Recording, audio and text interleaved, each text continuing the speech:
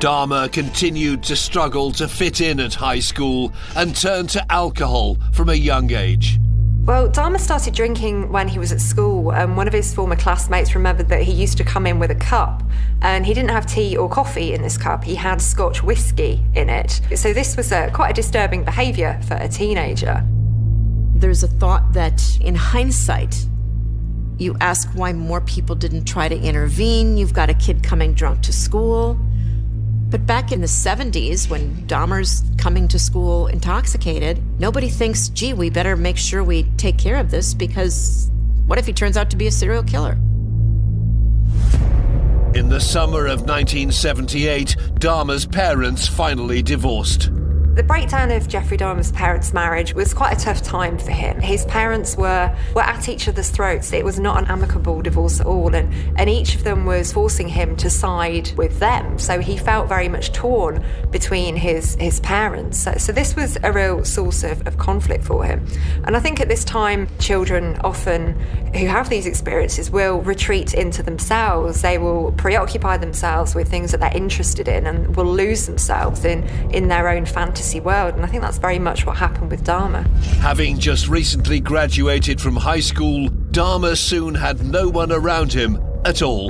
Well, in 1978, Jeffrey Dahmer was 18. His mother had gone away with his younger brother, and his father was living in a hotel. So he's alone, and he's ruminating, and he's fantasizing, and things are going to take a turn for the worse quite soon after this.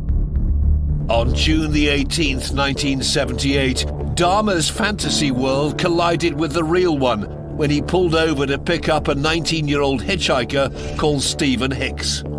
Dahmer picked him up and invited him back to his house to have some drinks and I guess maybe smoke some dope.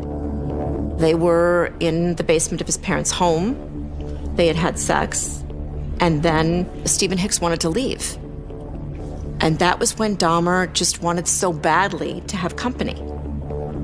It sounds like such a textbook psychological thing, abandonment syndrome, but this was at the heart of what made him so needy for company. And then when the guy said he wanted to leave, Dahmer clubbed him on the back of the head with a barbell and then strangled him, then ultimately disposed of the body, removed all the flesh, and eventually dissolved it in acid and pulverized the bones with a sledgehammer.